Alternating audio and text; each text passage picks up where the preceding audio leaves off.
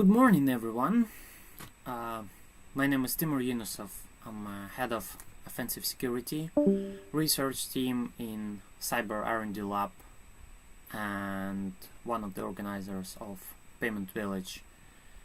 And today my presentation will be about payment bug bounty, and because of a lot of struggles I decided to name it Fear and Loathing in payment bug bounty.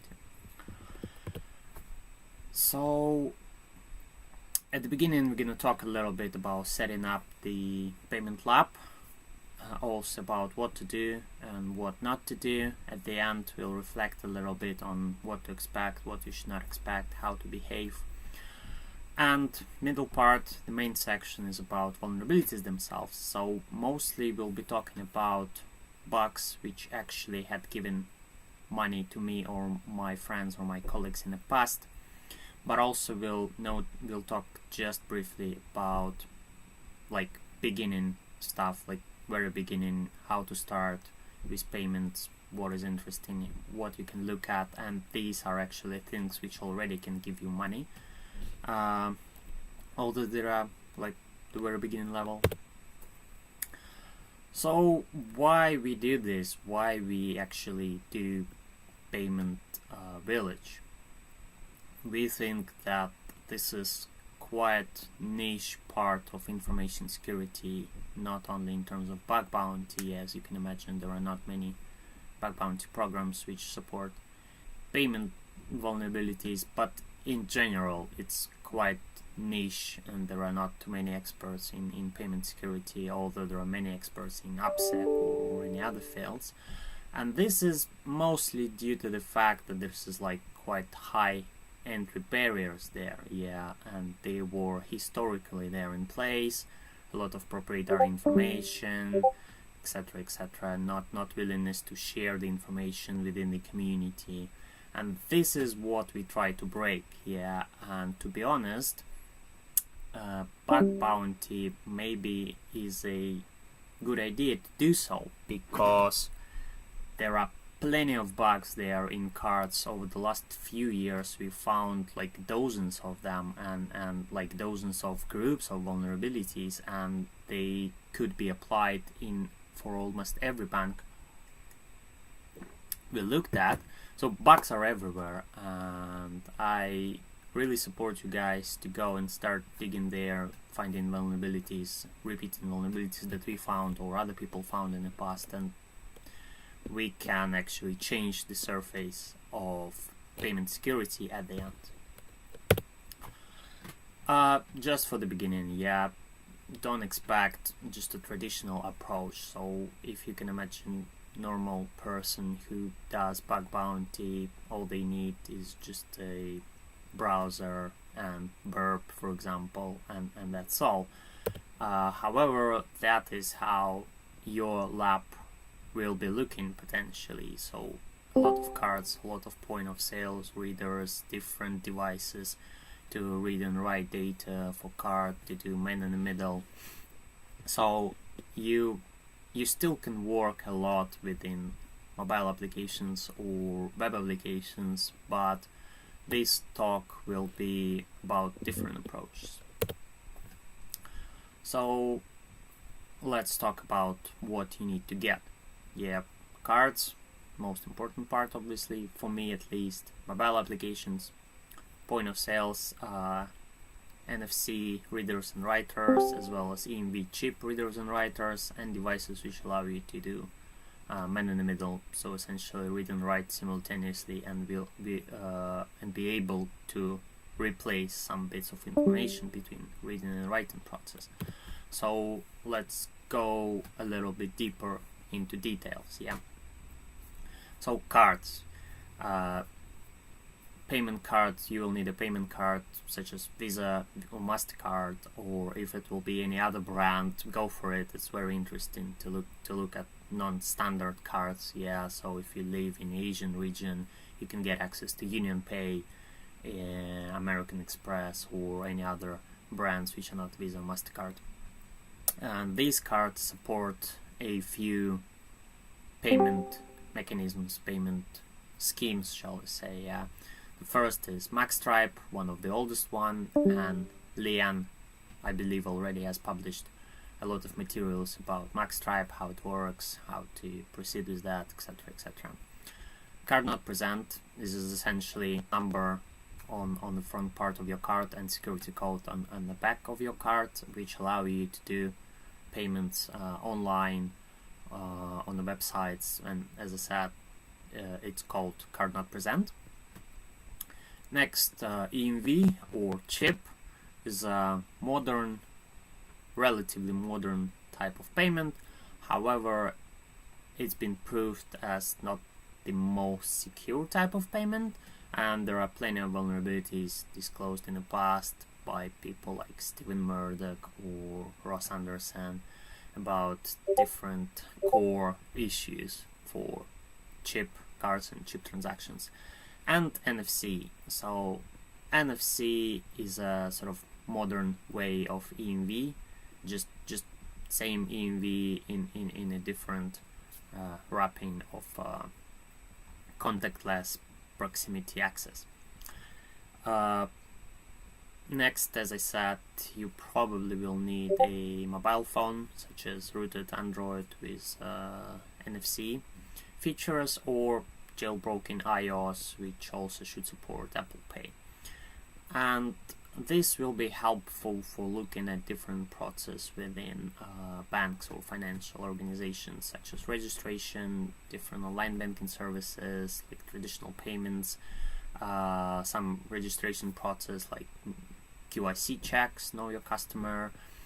Android historically had their own mobile wallet implementation, which is called HCE, Host Card Emulator, and this allows other applications to create their own mobile wallet, so not just Google Pay. And all of these implementations can have their own vulnerabilities, which is quite interesting. Where iOS has only secure element, and iOS can work only with Apple Pay. However, it's still possible to find some vulnerabilities not only in Apple Pay itself, but in the process of issuing mobile wallet from the mobile application. Next, you will need point of sales, like nowadays if you live in the US or Europe, it's super easy to open any, like Square, PayPal, and 2 years ago we discussed with Lian how to open mobile point of sale account, how to get point of sale, and start digging around different vulnerabilities there, or use it for finding vulnerabilities in cards. Keep in mind, they are not the most robust piece of hardware. They are quite easy to break, just due to their cost and you know, their size. At the same time, they also, for many payment providers, it will be super easy to be suspended due to some fraud suspension or some other dodgy activities which you actually gonna do with your own cards, I hope. At the same time, it's still reasonably easy to reopen your account, to use a competitor or even the same company and try to reapply for another account, even though the previous one was suspended. Next, you will need NFC reader and writer, and there are also a few options, like the cheapest one and not the best one is ACR122, presented on the top. My preference is to use PN532, and there are also a few vendors which support PN532, so you can get Adafruit, which is most expensive, you can get one which is a little bit cheaper. Next is to use Proxmark. Proxmark historically is well aware of NFC payments and support protocol 14443, and you can get information about NFC data using Proxmark. My favorite choice is to use Android app, a custom Android app, which you can just start cloning project on a GitHub like a video sender and adjust it for your own needs. There are also projects which you don't even need to adjust, like raw APDU or Card Reader Pro, and they allow you to read information from the card, like basically out of the box. You go to Google Play, mark it, download it, and that's it.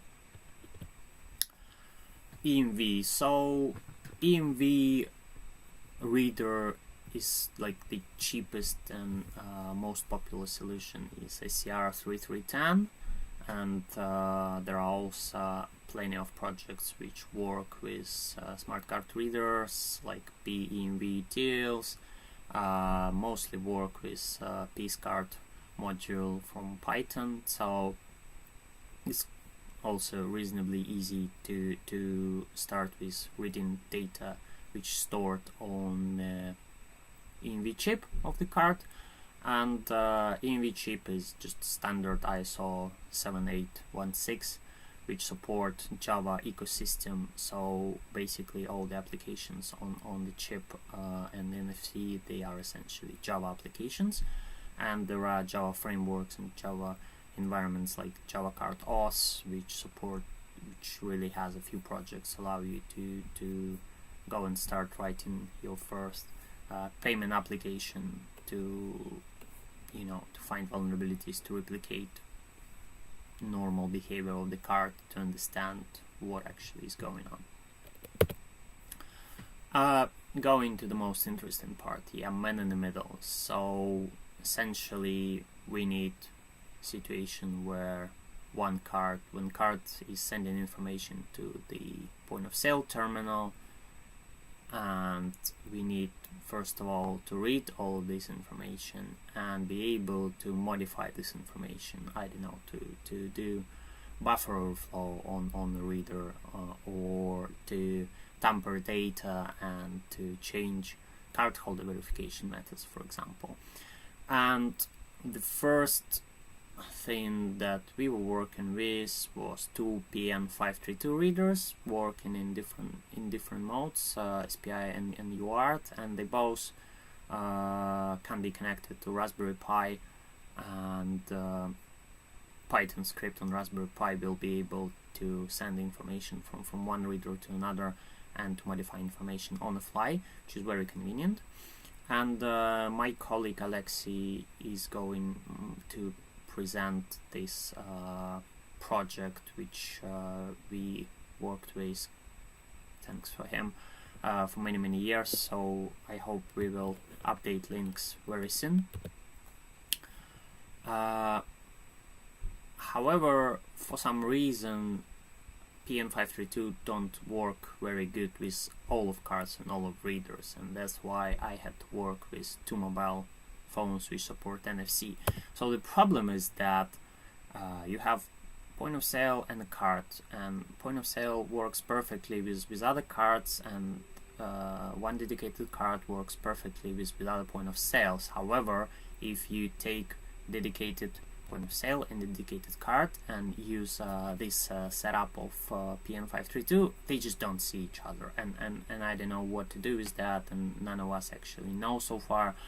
And we struggled with this problem for a while, and that's why at some point I decided to move on and to work with mobile phones. So one mobile phone acts as a reader, one mobile phone acts as a writer, and you probably met these projects in the past, just at the beginning of NFC era on the mobile phones. And you basically send information over Wi-Fi. It's a little bit slow, but you still will be able to get transaction done, maybe within with a little bit of help, a little bit of tweaks. However, it's still possible. As I said, there are a few open source projects available on the GitHub, both for reading and writing this data, and you can modify all essential information on the fly on the mobile app or using some other man-in-the-middle devices over the Wi-Fi. EMV man-in-the-middle is like, there are a few projects, but the most reliable for me project that works not perfectly, still have lumps and bumps and some issues with some cars, but still one of the best solutions I've ever met was made by Omar Chudari, around 2010, 2011, so it's like almost 10 years ago. And this project is publicly available. Schemes everything to do the same project is available on his website or on the Cambridge University website, and you can't buy it online. You need to manufacture your own.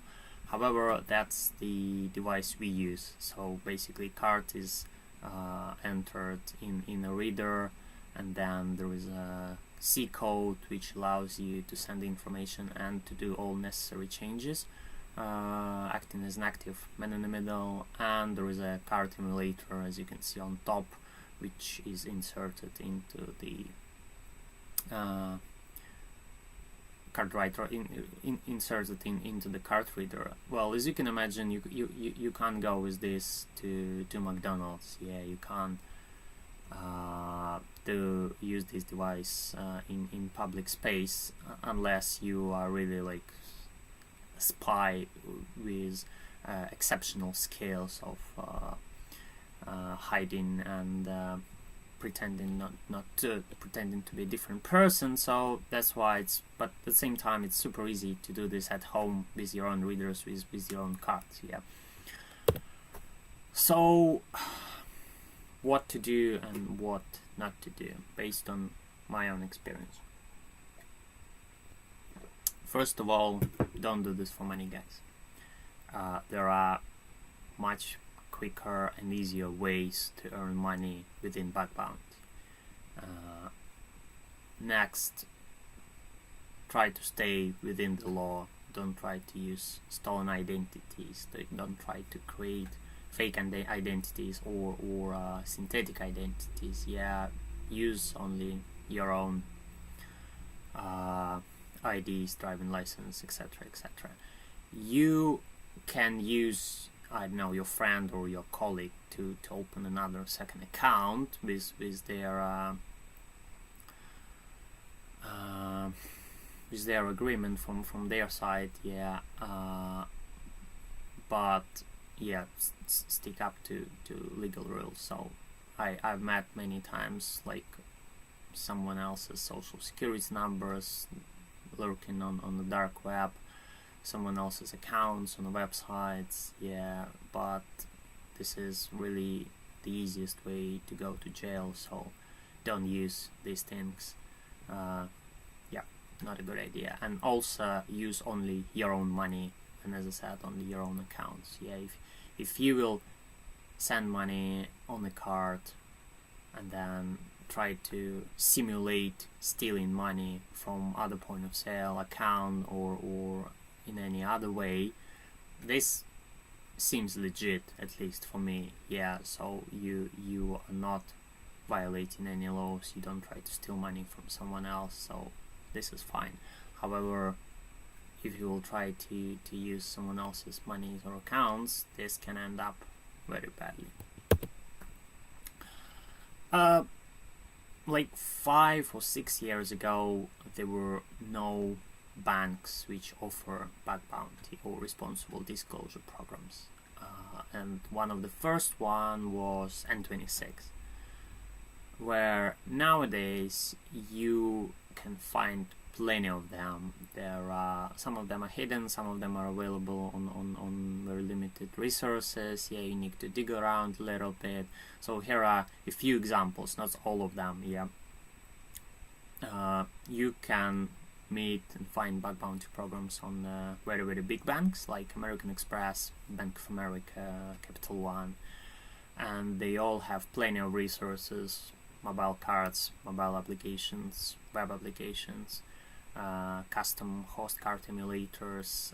As I said, payment cards were top one for me over the last year. Yeah, I was trying to find vulnerabilities just in cards, but obviously over the time I had to expand a little bit my scope, because some things are just not so straightforward. You start looking around cards, then you use mobile phone, and then you suddenly see something and you can't stop digging there. So but mostly point of my interest was a card. Then there are plenty of cryptocurrency startups, currency exchange markets, which also have the same set, like Coinbase, Crypto.com. They have their own cards, they have plenty of mobile applications, they have plenty of web applications, so it's really wide scope, and they all have public bug bounty programs. Point of sales developers and service providers like Square, Ingenico, they also have their own bug bounty programs. And for example, Square have also payment cards. They have reasonably secure mobile application and web application, so I dare you go and try and break their devices or software or hardware.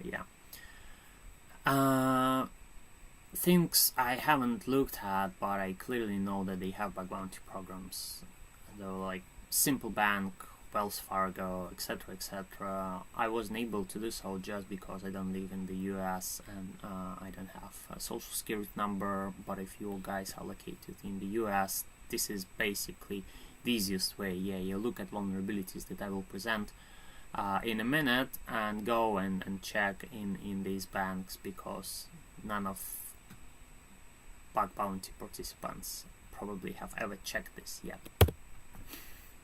So I'm gonna talk, as I said, mostly about bugs that have given money to me or my friends in the past.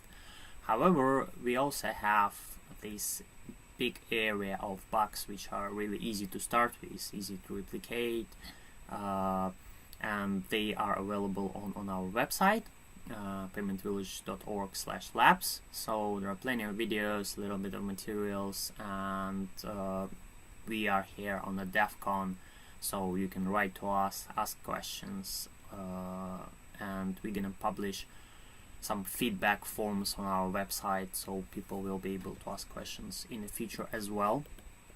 And we also are planning to publish more and more materials on our payment security wiki to share more details about vulnerabilities in cards and in payments. So let's start. And we're gonna start with the easiest one, things which are mostly can be covered via web or mobile applications. Sometimes they involve cards. First thing is currency routing.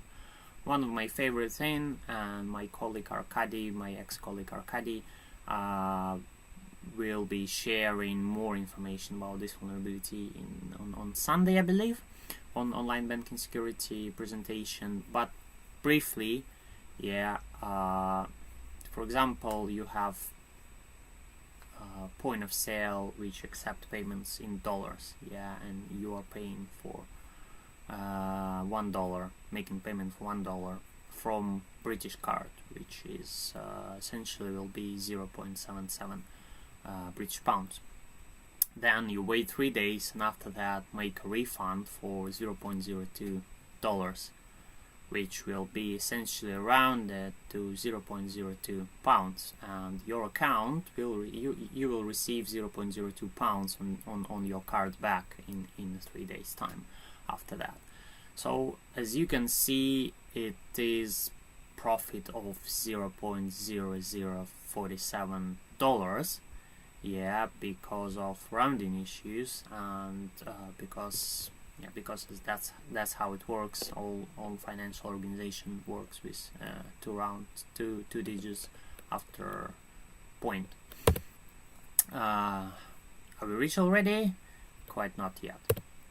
So in order to show severity of vulnerabilities, you will need to repeat this at least a few hundred times. Yeah, so most of banks asked me to repeat this at least 100 times. One bank I repeated this 500 times, which basically is what, like $2. Best case scenario obviously will be to repeat this 10,000 times, so 10,000 times will bring us $47 profit. Maybe you don't even need bug bounty then. And that's the moment when you will meet different issues like bypassing one-time password, bypassing different anti-fraud measures, and basically you are not going to do this manually yet. 500 transactions or 10,000 transactions, it's impossible to do this manually, so you need some sort of automation. A little bit about variations of this attack. So traditionally and originally it was related to currency exchange within online banking or mobile banking systems, and obviously this does not work everywhere, yeah, because many banks do this functionality in the right way. However, last year we found that all payments that involve cards are prone to these vulnerabilities, such as online acquiring, offline acquiring, PayPal, Square. So for example, you have PayPal account and you charge for $1 from British cards and then do a refund. So all of cards that we checked, they all prone to this vulnerability. So what I'm gonna do is on each group of vulnerability I share amount of money that each submission has given me and the complexity out of 5, so 2 out of 5 rounding is reasonably easy to replicate. Yeah, many banks sadly share and say that, oh, this is not our problem, this is a problem of Visa or MasterCard, or this is a problem of the acquirer or something like that. So there were, I think, 3 or 4 accepted submissions about currency rounding, but still better than nothing. Another variation is to use card to card. So if you send, for example, 2 cents to British account or to British card, you will receive 0.02 pounds almost always. Yeah, so this is like 100%. The question is where you will be able to send this amount of money and how to find these vulnerabilities and how to prove this to the bank.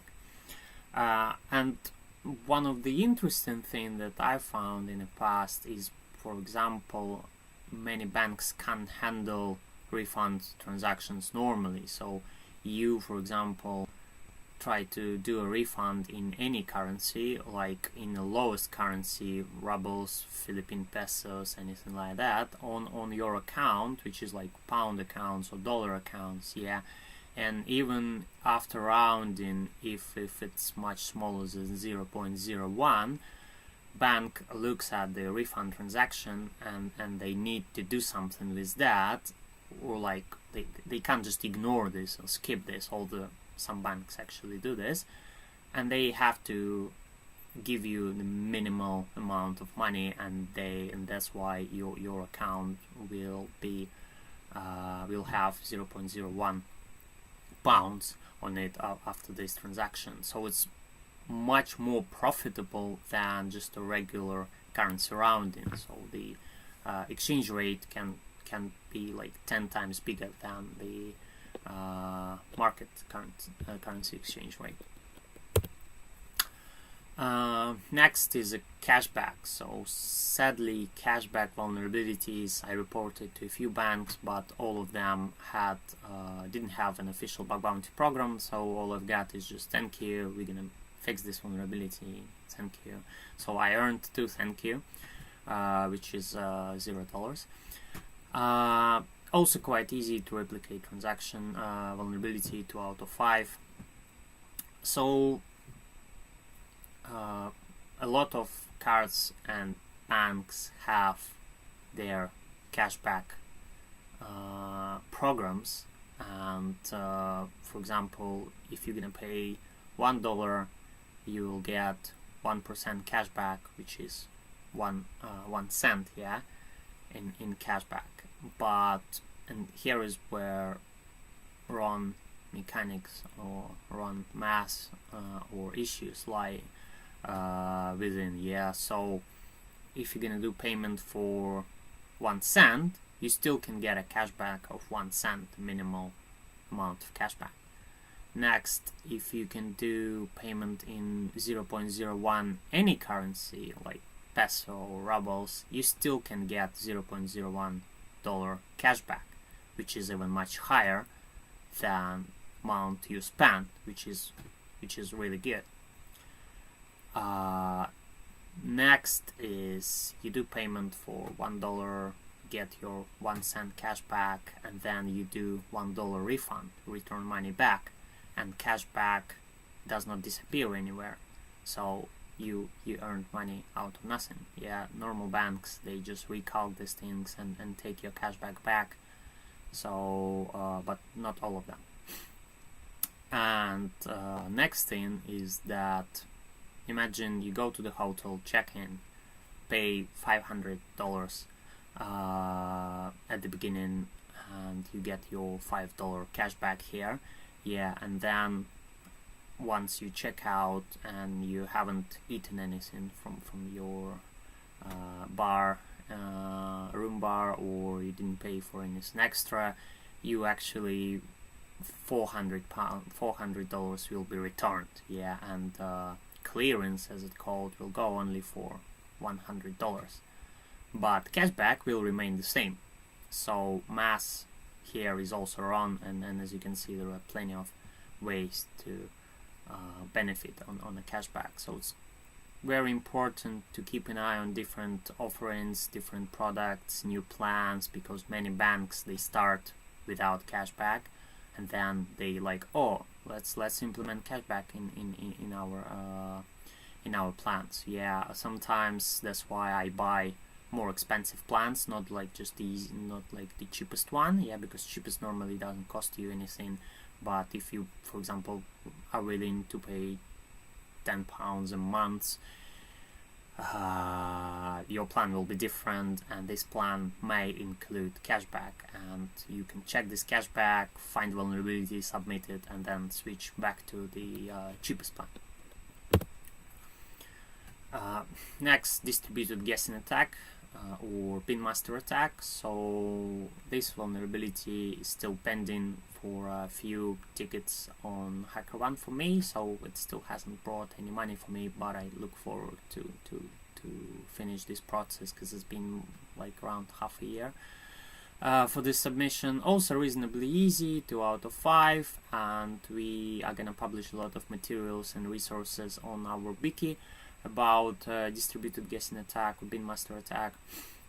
The idea is in separate brute forcing of card number, expiry date, and CVV, and the most high profile case was in Tesco Bank 2017, where hackers have stolen £1.5 million. And for this purpose, for distributed guessing, hackers or you can use different resources like registration process, password resetting process, which involve, oh, and now you need to enter your card details. Yeah, but they might not ask about all details. They might ask about like only card number and expiry date, not CVV, and this is a way for you to separately guess brute force card number and CVV, and then separately card number and expiry date, and then separately CVV. Other features like card to card within banks or outside of banks really help to find valid card numbers and valid expiry date.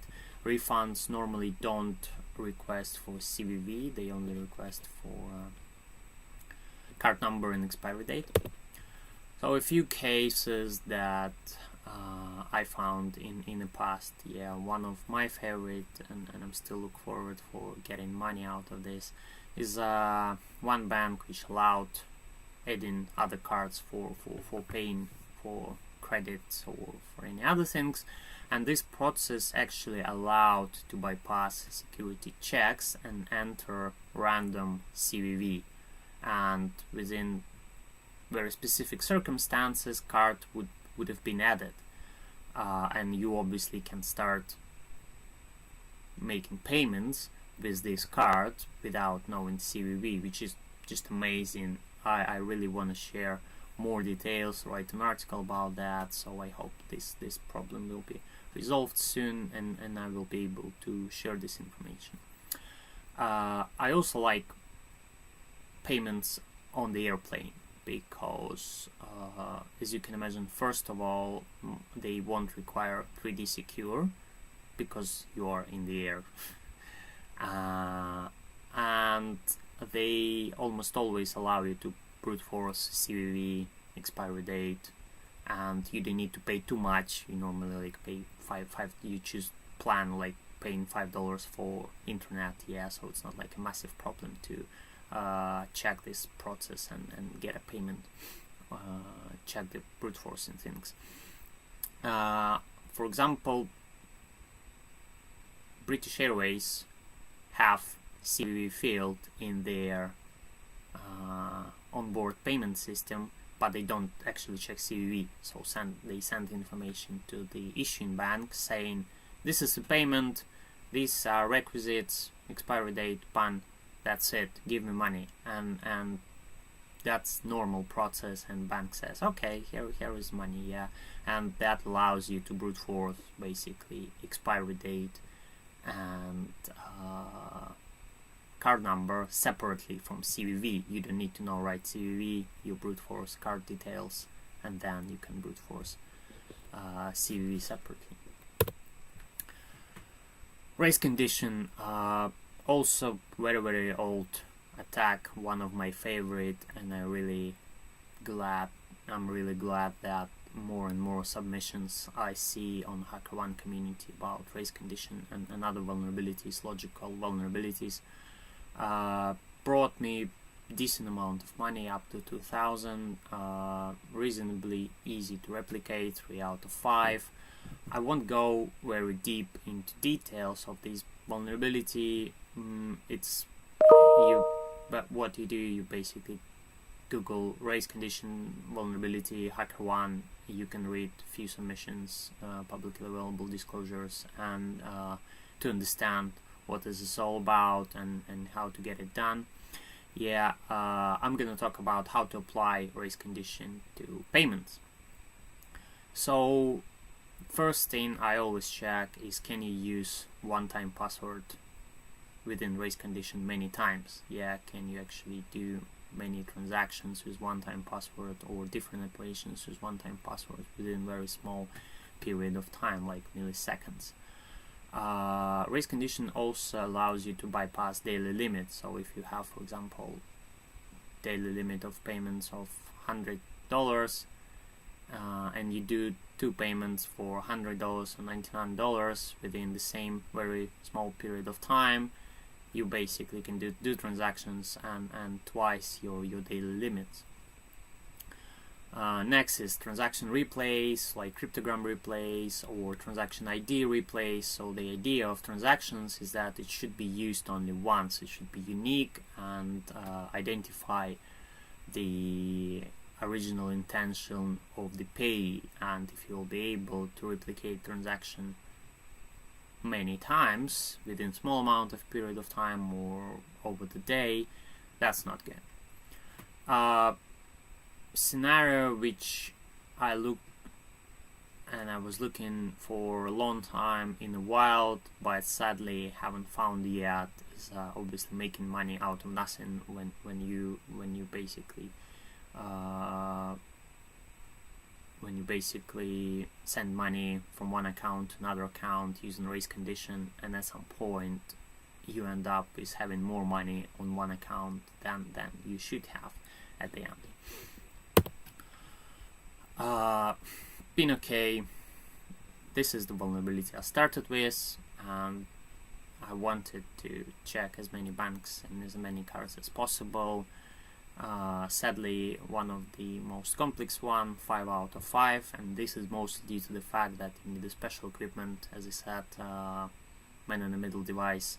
So, and you can't buy it. You still can use things like SIM trays or other projects, but for me they don't work, and I really struggle to launch them to the actual man-in-the-middle to change data, not only to log this data. So, but if you will be able to get a middle device or to create your own, this is gonna be very beneficial to check against this attack. And we have a special wiki website, wiki page for this attack. It's quite old, was many times discussed by people from the University of Cambridge, Ross Anderson, Stephen Murdoch, like starts in 2005, I believe. You can read a lot about the materials, there are plenty of materials, but just briefly, yeah. So every card has their own card holder verification rules, which says how I want to verify a card holder, and traditional methods are signature, offline pin, or online pin. And during man-in-the-middle attack, we replace the first rule for offline pin if it's not the offline pin.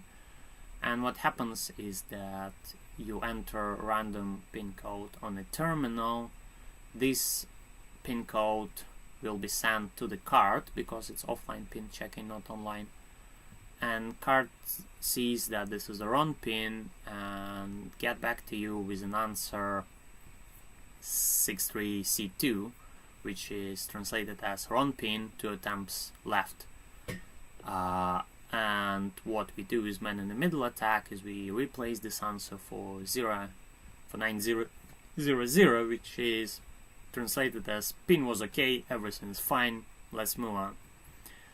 The terminal then will request the payment cryptogram, and card will provide this payment cryptogram, and this is normal intended behavior. So due to very complex, there is no simple answer why this is intended behavior, but I really ask you guys go and look and read all the materials which are available on our website or will be available soon in order to understand how this works and why this is the case. Yeah, but what should be done is that after that, when all the information, cryptogram and all the payment transaction details will be sent to the issuing bank to get a final confirmation, bank should actually spot this issue, and they have all instruments for this, but most of them don't. Yeah, and they fail to see that this transaction is not good and to decline it, and most of them they accept this transaction.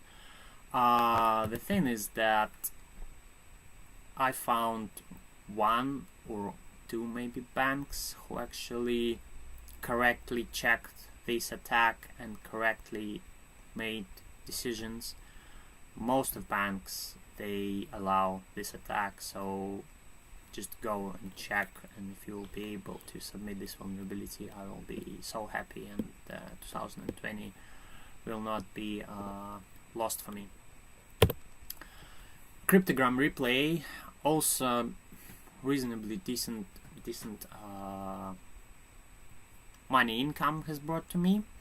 Some of them are complex, 5 out of 5, some of them are not, depends on the circumstances. Most of the cases you just need to. So this attack also explained on a few of our documents, white papers, not only ours, guys from payment industry as well. On our website you can find all the links. So payment cryptogram is essentially a cryptographic signature of some fields which card requests, like date, amount, currency, and also requests a few fields which help against exactly replaying. So it asks for the UN, unique number from the terminal, and provides card provides transaction counter by itself to protect against replaying already pre-recorded transaction. And basically, as long as we know all fields, date, amount, currency, we can pre-record the cryptogram, calculate the cryptographic signature, and use it in the future. And to protect against this, that has been ATC implemented. So each new transaction should have higher ATC, sequential ATC, like 1, 2, 3, 4, 5. And if ATC is out of order, like you have transaction on the bank with ATC 5, and then next you get with ATC 1, that is suspicious. That might be a sign of fraud. And initially, banks were saying, well, Visa or MasterCard was saying to banks that you need to suspend these transactions. However, some of these transactions were legit, and they were coming out of order because of offline transaction process. So some of transactions were made on flight, on board, somewhere on the tube, I don't know, offline, and then they went online much later. The next transaction was made by the genuine customer. And these false positives, massive amount of false positives, brought the industry to the level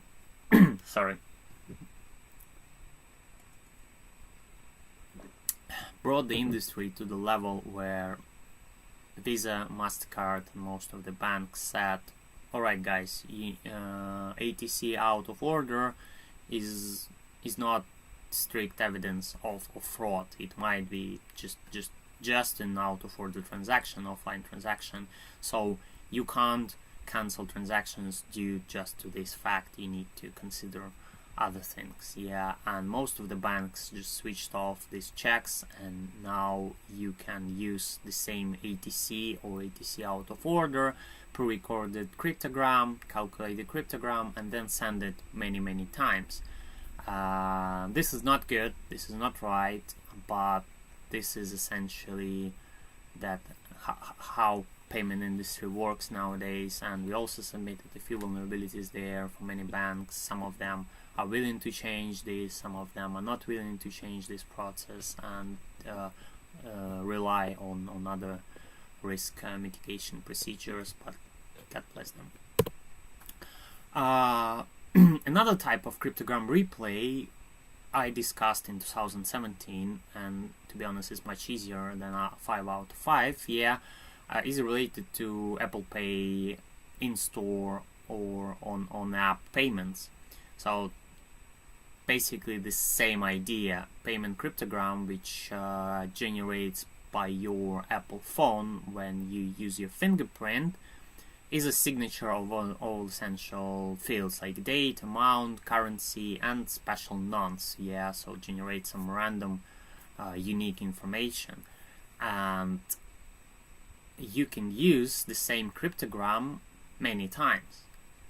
And that is because Apple does not check this information. They imply that this information goes transparently between them and the issuing bank, and they just provide the ecosystem, and they don't look at customers and cardholders' data. And they have maybe one line saying that cryptogram should be unique and should not be used more than one time, but they don't have very explicit explanation for merchants and for service providers, and therefore service providers say we do what Apple says us to do, and merchants say we do what Apple says us to do. And that's why after my presentation in 2017, now it's 2020, and most of web resources that I checked 3 years ago, they're still vulnerable to this attack. The only one difference, which is really good sign, is that since that MasterCard decided to look at this information at their network, because as you can imagine, all payments with MasterCard cards, they go through their network. and they can spot this information. They can spot the replay pre-recorded transaction, and they cancel them. So the only one difference is that now this attack can be done only with cards which are not essentially MasterCards. Remote code execution on the terminals, on point of sales, yeah, like Square. Square has their own bug bounty program, as I said, and they have their own point of sales, fancy big one and smaller, not as fancy but still very robust and decent. And they have my colleague got 2.5 grand for submission about vulnerability, not even in their terminals, but in terminals that Square has used in the past. The only one problem is that you need to know hardware very well, hardware security, be a reasonably decent engineer, but my ex-colleague Alexei is going to share tomorrow, I believe, a presentation about point of sale security, how to spot vulnerabilities, how to start digging around that. So go and look, and maybe you'll be able to find your own remote code execution in some point of sales and earn some money. As I said, we published special, as we call them, labs, yeah, where there are a few lessons how to start with payments, how to understand what is recorded or on MaxTry, what is recorded on NFC, EMV, and how to actually find your own first payment vulnerability. So go on our website, look there, and if you'll have any questions, you can ask them on Discord, or later get in touch with us via emails or any feedback forms we're gonna publish on our website. So a little bit of reflection on today's presentation, yeah. If you will look at how mature bank or any other financial institution is, you can see, like, okay, on top you have banks can have official bug bounty program, which is like best case scenario for you. They may have private bug bounty programs, which you still need to get access to. Then next, banks may have emails like security ad or a special responsible disclosure page. So you Google responsible disclosure bank X or site X and try to reach them via their resources. Banks may also have staff on LinkedIn, security staff, and this is the opportunity I've taken many times in the past. It's very helpful. However, don't ever try to use support of the bank, customer support on Twitter or in the app, because as you can imagine, they are not dedicated for security, and I'm gonna show you why. So what happens if you write to the support in the app or on Twitter? Most of the cases you will get something like, yeah, regarding the issues you have spotted, you can send us information at, and then some public email like contact or feedback at or something like that. However, sometimes if it's small startup, you actually can reach their security team, yeah, so they will be sending you emails like security ad, which is good, yeah. In-app feedback, in-app chat assistance, yeah, most of the times they have no clue what are you talking about. And like, I was sending to one of the banks information like, oh, I found this issue in your card, I need some assistance, blah blah blah, and they were like, did you try to delete your app, turn it on and off back? And I was like, this is related to card, guys. This has no connection to the application whatsoever, and that's kind of normal behavior you should expect if you will try to reach in-app feedback teams. However, I was very surprised once when staff has started writing me things like cheap IRQC, failure. I was like, wow, this is a very deep knowledge, and this is probably not the type of terminology you share with your customers, just because the normal customer will not understand a word in your sentence. But this might happen, although I'm telling you, Twitter or in-app support is one of the worst way to reach the bank with about your security issues. So if you can't find official or private bug bounty program or security ad doesn't exist, and you don't see security stuff on LinkedIn, this is a really bad sign. That means that bank or fintech startup whatsoever, they are not interested in security. They probably have their own problems of absolutely different level, and you won't get anything out of that. Just to let you know. LinkedIn was very helpful for me. So you do look for something like security, name of the organization, and try to reach persons, try to reach people, and inform them about vulnerabilities. Quite tricky, because you can find different groups of people there. You can find like a very low ground person like security analyst, SOC team analyst, someone like working in fields, and they won't be able to leverage your vulnerability within the team most of the times. You can find people like CEO, CISO, or CTO within banks, yeah, and they won't handle your issue because they just probably don't have time, don't have intentions, are not willing to do anything, yeah, unless they are an actual owners of the startup, which can be a little bit different, although they might not even have free time as well.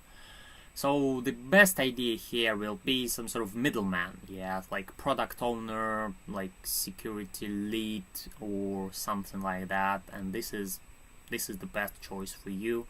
They will be able to understand the severity of issue. They will be able to leverage this issue along the chain within the bank. So problems with HackerOne, yeah, even if the company has HackerOne or Backraut, a security program, you can meet a lot of times responses such as issue is not relevant, this isn't a cybersecurity risk, or like, oh, these problems should be handled through law enforcement and financial departments, etc., etc. So just because most of the banks work via HackerOne using HackerOne staff, they don't, as a first line, they don't use their own security staff, security engineers to handle requests, and most of the time HackerOne staff won't understand what you are talking about. Like, there will be just rubbish for them. They might say out of scope because of this is a physical security issue or something like that, etc., etc. So expect this behavior very often. And what I normally do, I come back to this point, try to reach security staff on LinkedIn saying, hey guys, I sent the information to you, but HackerOne staff has declined or noticed this as informative, close the ticket, so can you look please, and if you will think that this is not relevant, alright, but if you think this is important, you can reopen this ticket. Or you can do the same within bug bounty, within HackerOne, for example. Yeah, you can find some other issue, open another ticket and wait until actual bank staff will reach you, and after that saying them, hey guys, I also have this ticket which was closed, and I believe that this is important for you. Like last few thoughts, and that will be it for today. you need to be very clear and transparent about issues. As I said, it's very important to say that this is related to physical card, this is related to point of sale. Some of them will say, oh, this is out of scope because of that, but some programs I remember, like Backroute, first response was from them, oh, this is out of scope because this is a, I don't know, physical security issue. But like half an hour later, they were like, alright guys, we've decided that probably maybe we'll try to reach bank, and bank will decide their own, because they understood that they are not at the position of fully understanding the severity of the vulnerability, because they normally handle things like web or pen test issues. You need to be very persistent, very creative. Don't expect too much unless you will be very persuasive and will try to deliver your ideas to HackerOne staff or to the bank staff. And that's why you also need to be ready to wait long time, and that's why I don't do this for money, guys. If I would have to live on my bug bounty income, I would just kill myself. This is just horrendous. I have tickets which are open for half a year, and I don't expect them to be resolved anytime soon, but they are just driving me, and I'm really glad that I do these things. Don't violate the law. As I said, it's very important. You clearly should understand and see the line where you can't go and where you can't go, and better to reach security staff first, saying, oh, this is a potential problem, and I want to look deeper, and this and that. What do you think about that? Because as you can or may remember, even within just a regular web bug bounty, these things might cause a lot of issues within the security stuff. Forget about the scope, try to think outside of the box. Payment bug bounty is not about XSS, remote code execution, or any other traditional web approaches. It is about something absolutely different. So I really hope that this presentation in our village will bring more awareness to the community, will bring more people to the payment security, and we will change the industry essentially.